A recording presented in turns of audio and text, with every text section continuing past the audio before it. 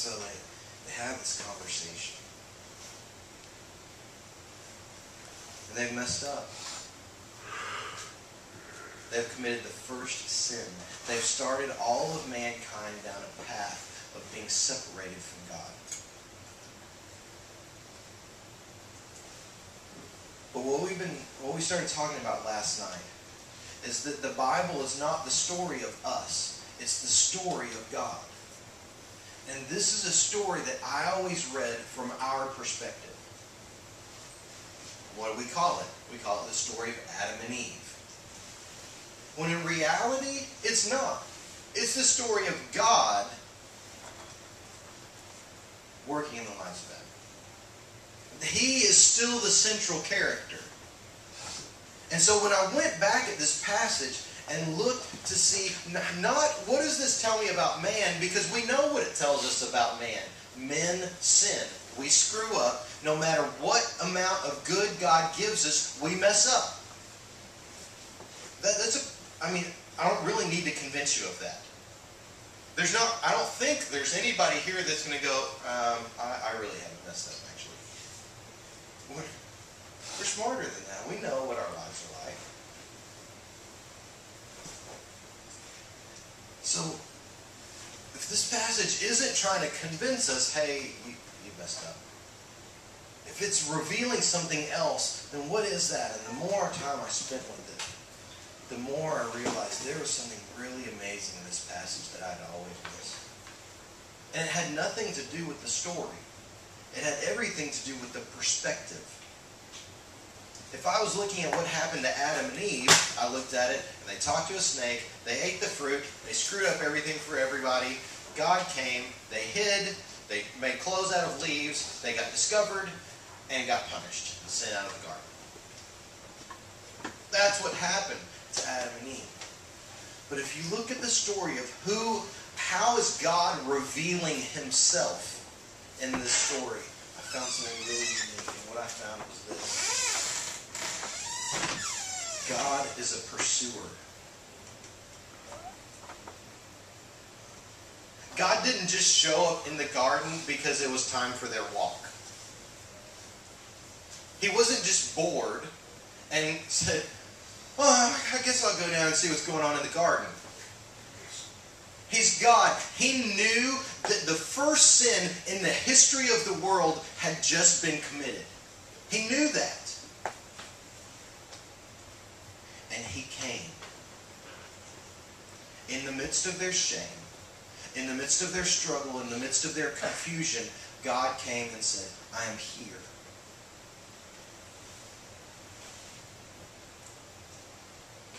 For some reason, I always looked at it as if they got busted. Oh man, God caught them. When God knew exactly what was going on the whole time. He came not to punish. He came to participate. Now, punishment would be a part of it. But He came to engage them and said, hey, right here in the midst of your shame, right here in the midst of your most difficult moment, I am here to walk through it with you. He's a pursuer. He chases us right into the midst of our hardest moments. And He wants to be there with us. And yet we look at Him as if He's this angry, punishing God. And that is part of who He is. But the Bible says He's a Father.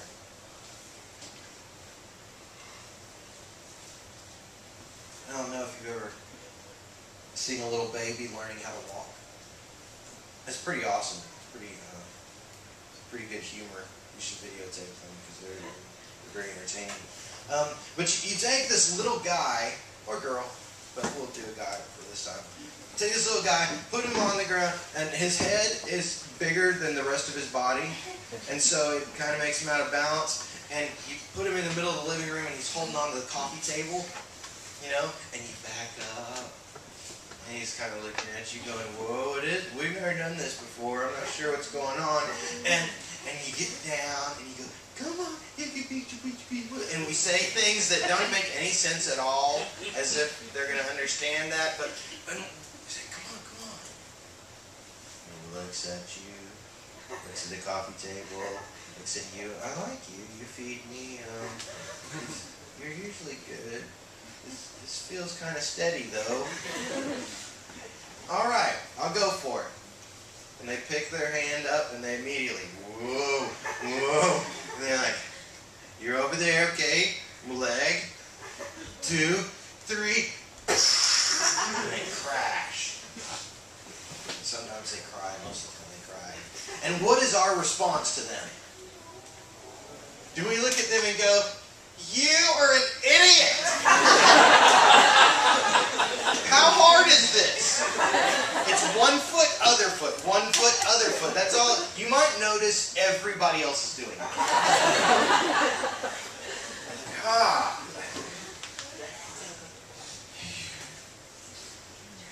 So disappointed. Go to your room. Just crawl, just fine. Do we respond to them in anger? Do we respond to them with discipline and punishment? No. We have our flip cams out and our iPhones, and we're filming and everything, and we're immediately putting it on YouTube, and we're sending it to our parents, going, they took 3 steps. They took 3 steps. You should have seen it. It was amazing. Because that's what fathers do. They rejoice in the success. They're not focused on the failure. What matters about the failure? Well, it matters if that kid thinks he's hurt. And then you pick him up and you hold him until he knows that he's okay. You're not wanting him not to fall because it's a failure. You're wanting him not to fall because it's going to hurt him. And if that's what I'm like, why would God be less? Are there some things that we do that are direct offenses to the holiness of God that must be disciplined and punished? Yes, there are. But is the character of God someone that is saying, I am waiting for you to make a mistake so that I can punish you? No. The character of God is He's a Father. And He is watching us and cheering for each step and grieving as we fall because we hurt. And then He picks us up and holds us and rejoices in the success that we have made and looks forward to how we will continue to grow. He looked at Adam and Eve, and in their moment of shame, in their moment of pain as they have fallen, He rushed in and said, I'm here. I'm here. I'm going to walk through this with you. I'm going to make a way out of it. He did discipline. He did send them out of the garden. He made work more difficult. He made childbirth more difficult. But at the end, He takes an animal, and we see the first death in the Bible. As God kills an animal and covers their shame. If you notice this weekend on the posters and other things that we've seen around, the theme has said that everything points to the cross. And here, in one of the very first stories in the Bible, you again see God painting a picture, saying, you have made a mistake, but I'm going to do something that is going to cover your shame.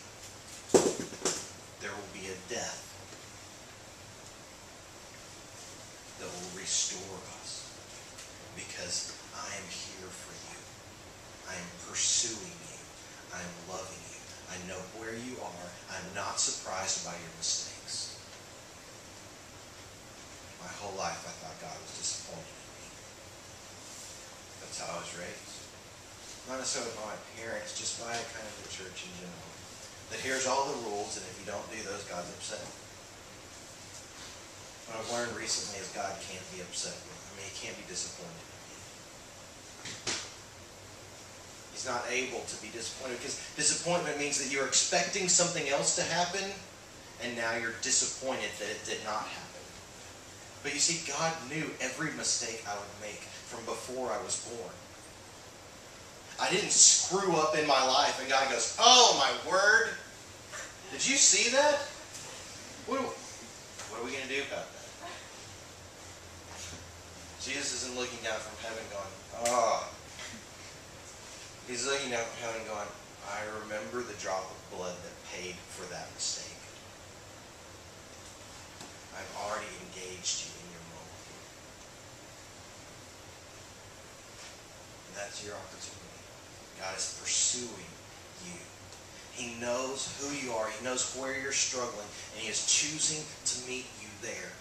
It doesn't have to be later. If you wait until you've got your life figured out to come to Jesus, you won't ever do it. You're like, no, I just got a few things. No, you don't. There's always going to be something else. I know, trust me.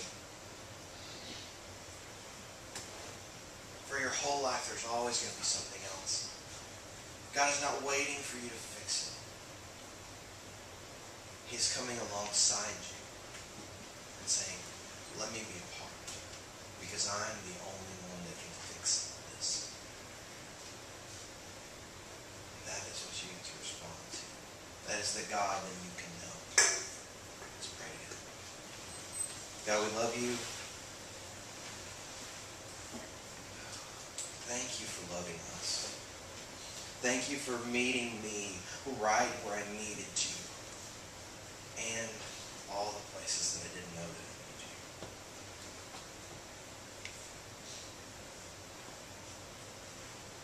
You're not surprised by our mistakes, but you were ready to walk through them with me. God, just sow that truth in our life. We love you. Be honored by our afternoon. In Jesus' name.